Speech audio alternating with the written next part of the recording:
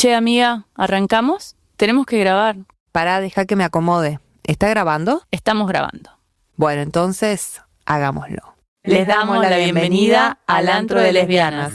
Somos Mili y Mariana y construimos para ustedes un espacio virtual, sonoro y también muy real, donde hablamos de todo tipo de temas, pero sobre todo desde una perspectiva de estas dos lesbianas tucumanas llegando a las 4 décadas. Somos activistas, pero antes somos amigas. Una más alta que la otra y por ahí nos dicen también una más torta que la otra. Acá hablamos de política, de amor, de deseos y afectos. Nos reímos de nosotras mismas, nos hacemos preguntas incómodas y pensamos junto a otros qué futuro queremos habitar. Porque esto no es solo un podcast. Para nosotras este es un refugio, una conversación entre amigas, una trinchera amorosa y un antro donde siempre hay lugar para una persona más. Esto es Antro de Lesbianas.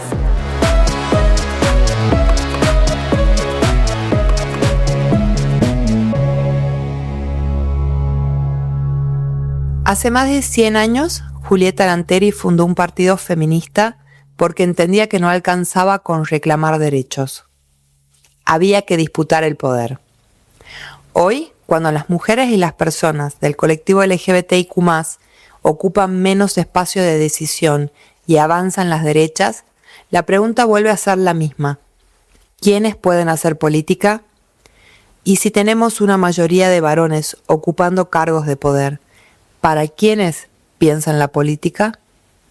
Bienvenidas, bienvenidos a un nuevo episodio de Antro de Lesbianas. Hola Mariana. ¿Cómo estás, Mili? ¿Todo bien? Bien, muy contenta de estar grabando de nuevo.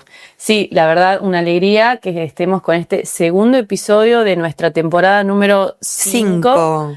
Bueno, que temporada número 5 entre streaming, podcast, streaming vueltos podcast, todo. Sí. Mucho contenido en Spotify y en otras plataformas. Antes que nada, primero, agradecer a toda la audiencia que fue tan receptiva y comunicativa con respecto al primer episodio que sacamos hace un mes más o menos. Sí, y para quienes no lo han escuchado, les recomendamos que después de terminar de escuchar este podcast, puedan ir a escuchar el anterior, que es sobre la amistad, la desamistad y esos vínculos tan preciados que tenemos, que son las amigas, los amigos, les amigues. Sí, la verdad, muchos mensajitos, tanto en las redes como privados, digamos, de personas cercanas que nos cuentan que están atravesando situaciones así, entonces nos pareció súper valiosa la devolución en tiempo real y en experiencia propia también del tema. Para quienes recién llegan a Antro de Lesbianas, este podcast está siendo grabado en San Miguel de Tucumán, Tucumán, Argentina. Estamos en julio de 2026 y avisoramos un año electoral a llegar. Así es, ya anunciados más o menos los calendarios electorales del 2027, sabemos que nuestra provincia va a ser una de las primeras provincias en llevarnos a las urnas y se nos ocurrió traer un tema a este podcast que venimos charlando quizás muy para adentro, pero la reflexión ahora queríamos que vuelva para afuera, que tiene que ver con la participación política de mujeres y disidencias en cargos electivos, ¿no? ¿A dónde vamos a estar en el 2027? Sí, y para eso decidimos hacer un panorama también de cómo estamos ahora. Imaginen esto, todavía las mujeres no podían votar, no podían ser elegidas, no existía la ciudadanía política para nosotras y sin embargo ella ya estaba pensando en cómo gobernar. Médica, migrante, feminista, fundó el Partido Feminista Nacional y se presentó como candidata y consiguió votos. Más de 50 varones decidieron votarla.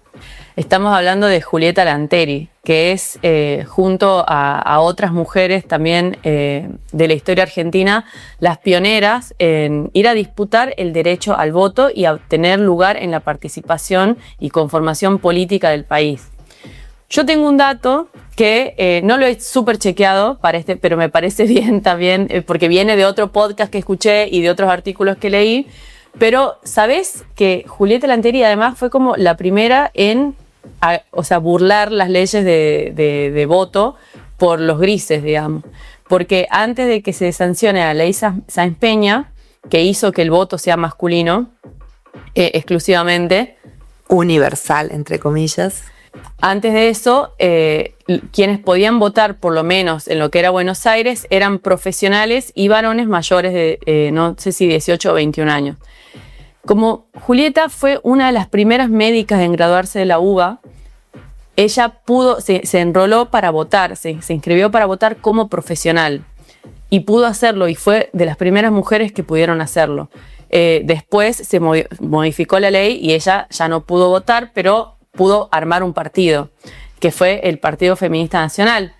Y bueno, y eso que vos decías, consiguió votos, porque eso también hay que pensarlo. Solo votaban varones y ellas consiguieron votos. Así que eso es muy no deja de ser toda una hazaña también, porque estamos pensando en el primer centenario de la conformación del Estado de Argentina, del Estado Nacional.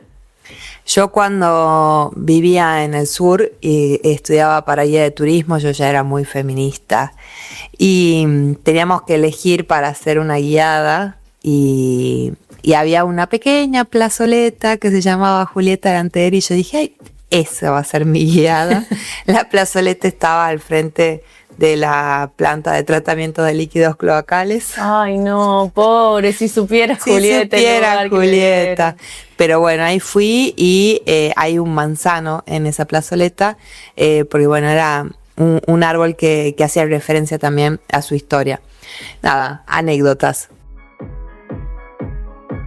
Todas estas anécdotas sobre Julieta Lanteri que trajimos un poquito acá están situadas entre la primera década de 1900 en Argentina, y junto a Julieta quedaron en la memoria colectiva, quizás no tan reconocidas como deberían ser, porque fueron efectivamente las pioneras de la participación política de las mujeres, pero junto a ellas también se supo que participaron Cecilia Gerson, Alicia Moró de Justo, Elvira Rawson de Delle Piane y bueno, y otras mujeres más que fueron las fundadoras de este primer movimiento, ¿no? Hace más de 100 años ellas entendían algo que todavía seguimos discutiendo, que no alcanza con que nos dejen participar, hay que disputar el poder. Y un siglo después, Mariana, ¿cómo estamos? Bueno, en este episodio vamos a plantear un poquito ese cómo estamos, ayudadas por algunos informes que ya fueron producidos por organizaciones feministas que trabajan con data y con participación política, con el monitoreo de participación política de mujeres, como Data Género y Ojo Paritario. También nos apoyamos un poco en un estudio un informe que está lanzando una organización local de Tucumán, Ande, junto a ZigZag de Córdoba, sobre violencia política también en los espacios partidarios. Y bueno, un poco de todo eso nos ayuda a armar algo así como un borrador de lo que es el panorama actual sobre política partidaria y electoral y mujeres y disidencias dentro de ese espacio, ¿no?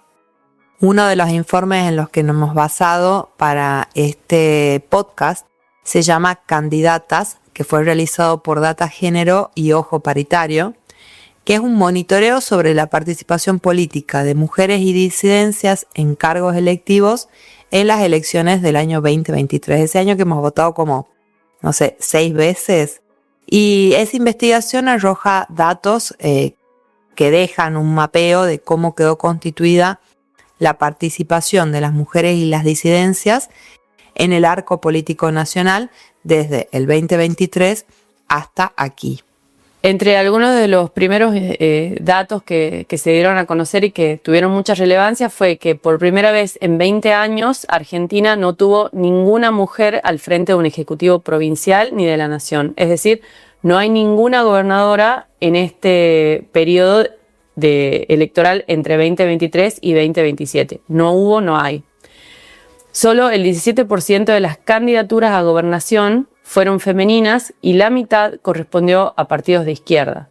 El único avance, que es muy magro, son las intendencias, que aumentaron del 13% al 15%. En toda la historia argentina, este dato es importante, solo 7 mujeres fueron electas gobernadoras de sus provincias. En toda la historia argentina. ¡Wow! 7 mujeres electas gobernadoras. Aquí en Tucumán no tuvimos nunca nadie, ni Nunca. candidata. No. Aunque Wow. yo no sé, no dirías ni candidata, no lo sé. No, candidata sí estuvo la Silvia Elías de Pérez en algún momento, sí, Tenés sí. razón, sí, bueno, electa no. Pero 7 mujeres en las 24 provincias en toda la historia del Estado Nacional Argentino me parece un montón.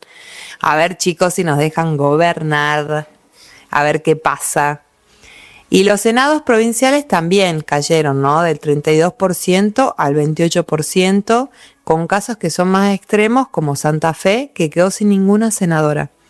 En Tucumán y en Tierra del Fuego somos las únicas 2 provincias que no tenemos ley de paridad y están entre las que hunden el promedio, ¿no? Tucumán tiene un 22% de representación femenina en la legislatura, aunque, pensándolo bien, pero ya vamos a desagregar un poco este dato, Tucumán lidera el ranking de intendentas con el 30%, ¿no? de representación de mujeres en cargos de intendencias. Sí, ya vamos a profundizar un poquito porque también hay que pensar no solo la falta de acceso, sino el cómo accedemos también a esos espacios electivos. Sí, cuáles son los mecanismos por los cuales finalmente nos dan un lugarcito en sus listas. Bueno, ahora vamos a escuchar a una de las coordinadoras de la investigación de candidatas, Dolores Gandulfo, que es parte de Ojo Paritario, y nos va a resumir un poco este informe, dejándonos una reflexión para pensar los desafíos de cara al 2027.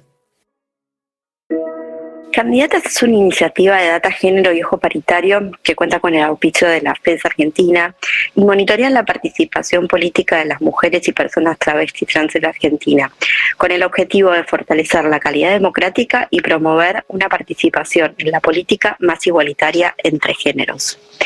A través de los datos se propone crear conciencia de lo sistémico que es el problema del machismo en los partidos políticos y todas las brechas que aún existen, a pesar de los avances normativos existentes asociados a la paridad en las candidaturas, sobre todo en cargos legislativos.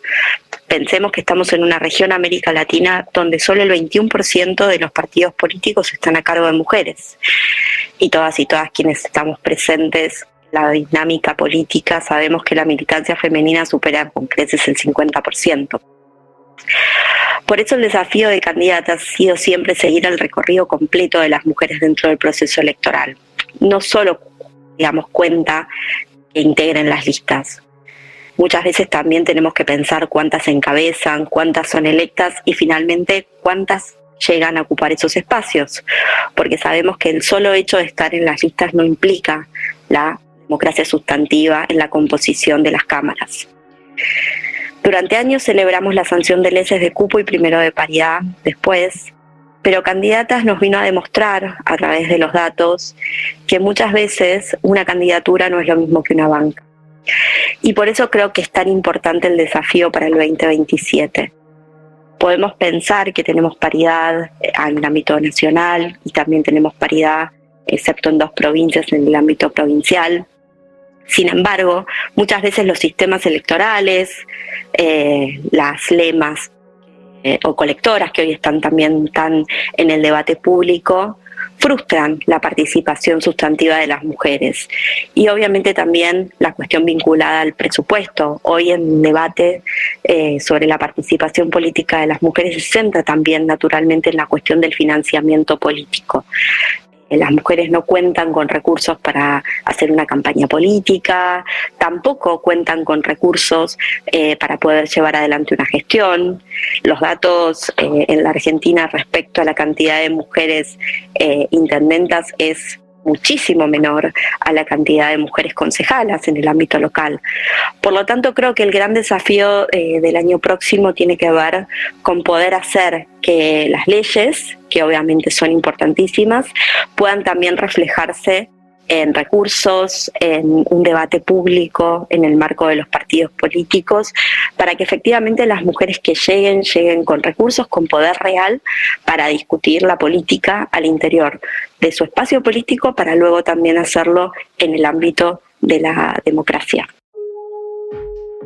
Bueno, escuchábamos a Dolores, que en su síntesis final nos trae algo que resuena dentro del feminismo desde hace años, es una agenda prioritaria, una demanda histórica vinculada a quién tiene el poder económico, ¿no? Entonces, ¿cómo vamos a impulsar candidaturas? ¿Cómo vamos a sostener cargos? ¿Cómo vamos a sostener carreras políticas si las mujeres no pueden acceder al financiamiento real para eso, ¿no? Y en ese mismo interrogante también nos preguntamos como quiénes son las mujeres que llegan al poder, ¿no? Y no hablamos tanto de la cantidad en este caso, sino hablamos también de los mecanismos, porque sabemos que quienes tienen muchas más posibilidades probablemente son la esposa de, la hija de, y esta cuestión también familiaridad y de sostener el poder, y porque tienen el poder económico te dan la posibilidad también de que vos accedas a esos cargos. Y acá no queremos como desmerecer los lugares que ocupan las mujeres o las esposas de, no hablamos sobre sus capacidades o su idoneidad, sino hablamos como de estos mecanismos tan patriarcales y tan paternalistas que existen también dentro de la política. Muchas mujeres llegan, pero llegan de la mano de un hombre, ¿no? No porque no tengan sus propios méritos, sino porque la política argentina sigue funcionando como una estructura profundamente masculina y patriarcal. Sí, totalmente. La estructura política partidaria argentina es profundamente masculina. Yo creo que cuando hacemos un análisis, o hay algunos informes que traen otro tipo de análisis, como por ejemplo número o estadísticas de funcionarias mujeres, también es otro el número, quizás ahí lo podemos ver más favorable, pero no deja de ser un cargo político que alguien decidió que vos estés ahí, digamos. Entonces, teniendo una mayoría de varones ocupando bancas y ocupando cargos electivos, muchas veces las mujeres llegan designadas por ellos también, entonces tampoco hay una autonomía en ese poder. A mí sí me parece importante destacar que esas mujeres, que yo siento que en cada generación surgen unas referentes políticas que logran saltearse estos mecanismos que tienen que ver con, bueno, la proximidad familiar o seguir la tradición de una familia política, o por ahí continuar con el poder económico de una familia también, y que se hacen camino sola en las carreras, se hacen camino político sola, ¿sí? Acompañadas, por supuesto, de partidos y estructuras partidarias, pero se las ve como de un lugar de más autonomía. Y sí me parece importante pensar qué sacrifica una mujer cuando entra a ese mundo profundamente masculino, ¿no? Y empieza a jugar en esas reglas, que esto se habló un montón, de hecho hay estudios y bueno, escritos súper lindos, por ejemplo, de esta organización Mujeres que no fueron tapas, que hicieron en algún momento una investigación súper amplia sobre el tratamiento que le daba la revista Noticias a Cristina Kirchner, y comparando, bueno, las reglas del juego de ese mundo masculino, cómo afectan o cómo transaccionan con una mujer, digamos. Entonces, digo, existen todos estos mecanismos de acceso, pero también están estos mecanismos de permanencia, digamos, que está bueno poder mirarlos y bueno, darle apoyo a esas figuras que siguen sosteniéndose ahí, ¿no? Sí, yo creo que también, pensaba mientras vos hablabas, estos mecanismos, también los movimientos sociales, cómo posibilitan la llegada de algunas personas, no sé, se me viene a la cabeza Nati Saracho en Cava. Totalmente. De acceder al poder, salteándose y encontrando las fisuras y las ranuras para meterse en la política justamente, y hacer la diferencia, marcar la diferencia con la presencia en un congreso, por ejemplo, como Nati Saracho. Totalmente. Y hay una historia también que bueno, nos vamos del ámbito nacional, pero la historia de Marielle Franco, que fue, bueno, como una figura política y referente también en Río de Janeiro, en Brasil, es muy interesante porque también viene así, ella emerge muy joven impulsada desde un movimiento social vinculado a los sectores populares. Después todos sabemos el destino de Marielle y toda la violencia que sufrió, que finalmente acabó con su carrera política y con su vida, y que hoy la continúa su esposa, intenta ahí dar esa batalla, ¿no? Pero bueno, esos ejemplos también de las mujeres que se saltearon esos caminos y lo hicieron por otro lado, también la violencia que reciben, ¿no? Porque claro, volvemos a Nati Saracho, la cantidad de violencia, acusaciones y cómo la deslegitiman teniendo un cargo electivo. O sea, ella logró esa banca porque fue votada y sin embargo es es muy vapuleada muchas veces en las sesiones legislativas también. Totalmente. Vamos a hablar un poquito más sobre violencia política en breve con Fer Rotondo también. Ser mujer no significa necesariamente apoyar políticas de género. De eso tenemos muchos ejemplos hoy en día que llegaron a ocupar una banca o un cargo público y están en las antípodas de poder defender una ley de paridad si hoy se tratara. Totalmente. El ejemplo de eso más tangible y más fuerte son las candidatas de La Libertad Avanza, que, bueno, no vamos a empezar a caracterizar a cada una de ellas, pero posicionamientos públicos en contra de todo lo que tenga que ver con la equidad de género hay sobrados. Y bueno, burlando también todo el tiempo, desprestigiando las luchas del feminismo que, por más que ellas lo nieguen y renieguen, son las que las posicionaron ahí, las que las llevaron ahí. Además, también hay que decir que no solo La Libertad Avanza caracteriza ese tipo de mujeres y esos posicionamientos femeninos en la política, sino que, no sé, pienso que uno de los daños más perjudiciales que trajo para toda la política argentina, incluso para lo institucional también, es la violencia con la que se dirigen. No solamente en lo que podemos ver en las sesiones de diputados, qué sé yo, digo, a nivel institucional también sabemos cómo se han manejado distintos tipos de funcionarios, desde un lugar público y en una comunicación que violenta, que burla, que agrede. Entonces, lo que trajo también este partido es la legitimación institucional y política de la violencia, ¿no? Totalmente, y eso lo vemos en las sesiones, lo vemos en las redes sociales, lo vemos en los medios de comunicación. En todos lados. Y cómo se va escalando también. Sobre ese tema, vamos a escuchar ahora sí a Fernanda Rotondo, que además de ser nuestra amiga y colega, es activista lesbiana, comunicadora y coordinadora del equipo de género y derechos humanos de Andes, una organización tucumana de derechos humanos y que también tiene una sede en Jujuy, sobre una investigación que realizaron junto con SICSA sobre violencia política. El proyecto se llama Somos en Red. El proyecto Somos en Red es una iniciativa impulsada por SICSA, Ciudades Feministas, con sede en la provincia de Córdoba, y la organización Andes, a la cual pertenezco, que trabaja en Tucumán, Jujuy y Salta, y cuenta con el apoyo de ONU Mujeres y la Unión Europea en el marco del programa WIDE. El proyecto surge de la necesidad de comprender por qué la violencia política por razones de género continúa expulsando a mujeres y disidencias de espacios de participación. Especialmente buscó conocer cómo se obstaculiza su participación en este contexto de retroceso de derechos, crecimiento de discursos de odio y avance de políticas antidemocráticas. Para ello, desarrollamos un diagnóstico participativo junto a funcionarias, exfuncionarias, políticas, referentes comunitarias, indígenas, campesinas y sindicales de Tucumán, Córdoba, Jujuy y otras provincias de Argentina, con quienes realizamos encuestas, entrevistas, grupos focales y encuentros de reflexión y diálogo. Y realmente los resultados fueron contundentes. Comprendimos que la violencia política, por razones de género, no es un hecho aislado ni una experiencia individual, es un régimen de disciplinamiento que busca regular quiénes pueden participar en la vida democrática, quiénes pueden ejercer liderazgo, en qué condiciones y a qué costo. Opera generando miedo, desgaste, silenciamiento, para limitar la participación política.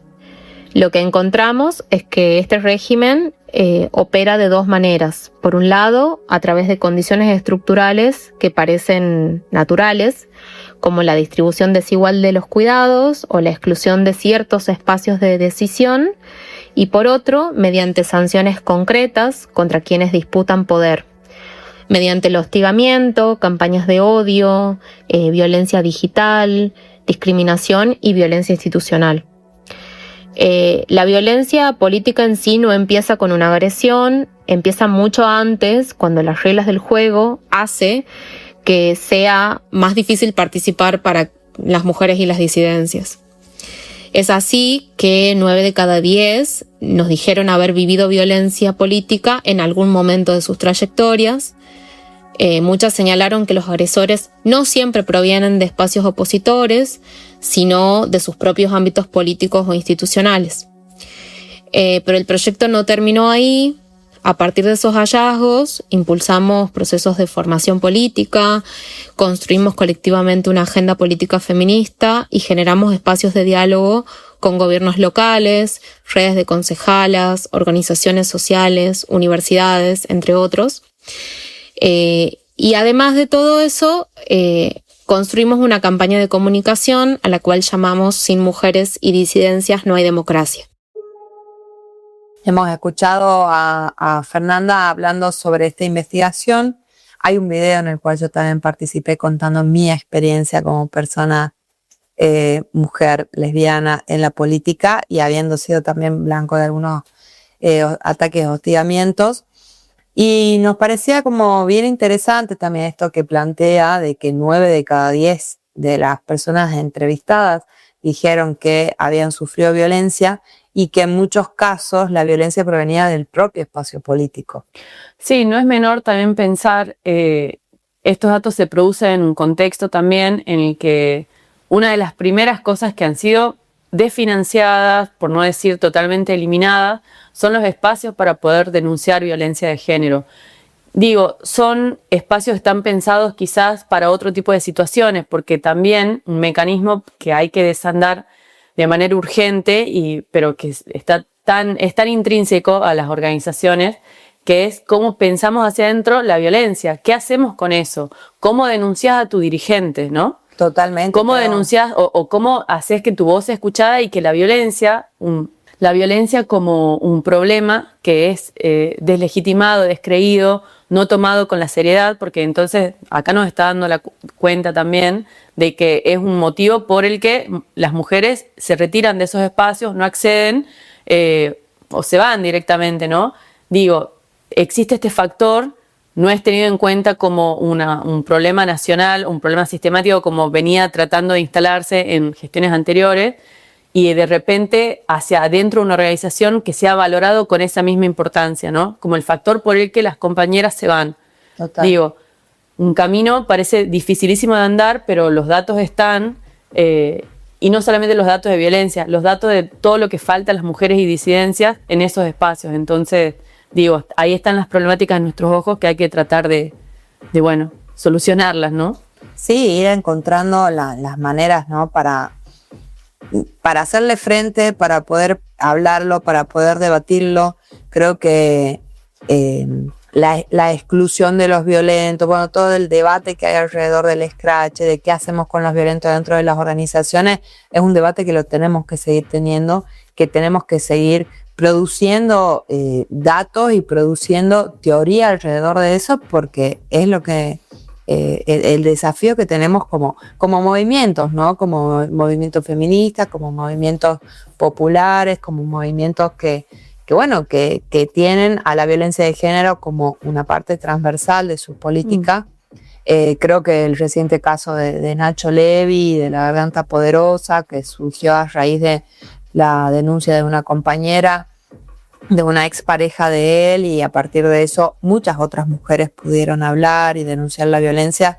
Me parece que no es menor, que no tiene que ser solo un tema mediático de redes sociales, sino que tiene que ser un tema del que, bueno, hablemos, ¿no? Debatamos. Totalmente. Me parece, sí, fundamental hablar y también compartir las experiencias de lo que ha funcionado. Porque también en estos años, a partir de la sanción de la ley de violencia y a partir de un montón de otros mecanismos que el movimiento y las mujeres fueron encontrando, como las denuncias, los scratches, las denuncias públicas, hay que también saber qué funciona efectivamente. Tiene que ver con lo punitivo, tiene que ver con la exclusión, tiene que ver con, no sé, vaciar de herramientas de poder a esas personas que están ahí, o no sé, trasladarlos a otros espacios, no lo sé. También hace falta compartir cuáles son las experiencias efectivas, digamos, ¿no? Totalmente, me parece re importante eso. Y sobre todo yo creo que, y valoro de este trabajo que hicieron, desde Andes y desde Zigzag, que es como seguir creando comunidad. Totalmente. Seguir creando comunidad entre compañeras, compañeros, incluso compañeros. No los vamos a dejar afuera de todo esto, porque también son parte importante del debate. ¿Cómo hacemos para que dejen de violentar? Y bueno, les preguntemos. Y bueno, vengan y cuenten. Cuenten. ¿Por qué sos violento? ¿Por qué hiciste eso? ¿Por qué abusas del poder? Bueno, Claro. así vamos a hacer la próxima vez. Los atamos y... No, no entiendo. Bueno, llegamos al cierre de este episodio que la verdad, amigues que nos escuchan al otro lado, nos costó mucho hacerlo porque, digo, también significa revisar prácticas en las que nosotras participamos, de las que somos parte y también mirar, es también mirar hacia adentro, ¿no? Entonces, bueno, en realidad como toda nuestra práctica, siempre estamos mirando lo que nos pasa y después devolviéndolo hacia afuera y poniéndolo en contraste con otras cosas, pero realmente nos costó un poco poder elaborar este episodio, así que esperamos que lo disfruten. Y que nos cuenten también, ¿no? ¿Qué piensan? Me parece que el feedback, sobre todo en este tema, es súper importante. Nos parece también que no está despegado de...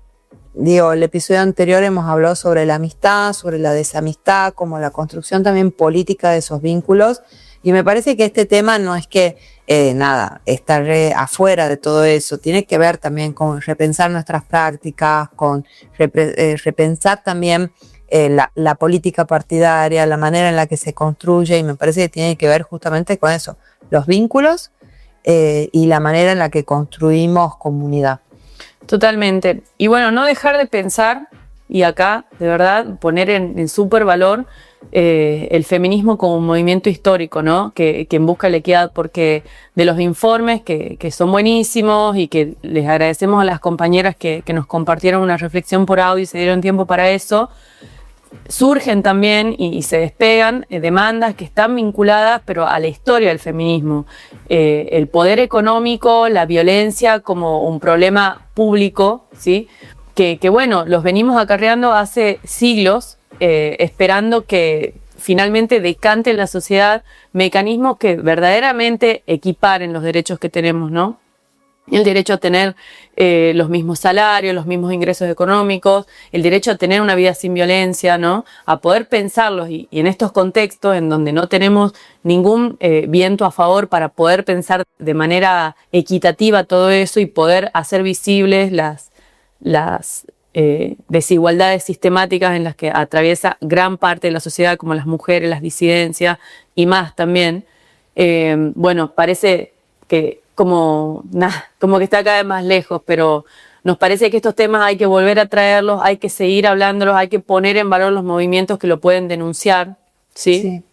Y yo también hay algo que a veces cuando me angustia mucho la situación del país. Ay, cuando lloro solo en mi casa. Cuando lloro solo a la noche en mi casa, pienso que el feminismo nos va a trascender. El feminismo nos va a trascender a nosotros, a las elecciones del año que viene, a la gente que difunde lo de las falsas denuncias, nos va a trascender porque el feminismo es un movimiento que busca la igualdad, que busca la libertad, que busca valores que van mucho más allá de las cuestiones puramente electorales.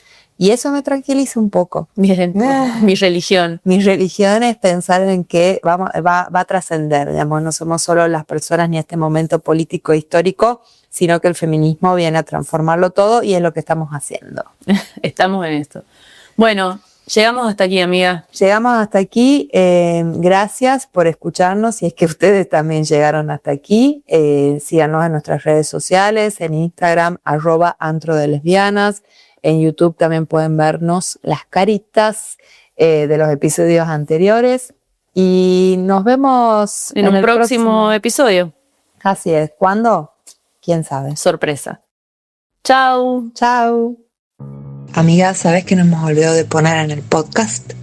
Lo de estas mujeres estadounidenses que quieren sacar el voto femenino y poner el voto para el hogar. Uy, sí. Ese movimiento que es medio marginal y que aún por lo menos todavía no ha recibido apoyos explícitos de los grandes partidos estadounidenses, pero que vienen instalando el tema a través de influencers de extrema derecha, algunas que se presentan como tradwives y hablan sobre la derogación de la enmienda 19, que es la que ratificó en ese país hace más de 100 años el derecho al voto femenino. Qué loco, ¿no? Qué loco que nosotros estemos grabando este podcast y que en otro país que supuestamente se dice más avanzado, progresista, del primer mundo, estén con estas ideas tan retrógradas y que nos quieren quitar un derecho que acá en Argentina, no sé, tiene que poco más de 70 años. Es una locura. Así que más que nunca hay que ir a votar con ganas.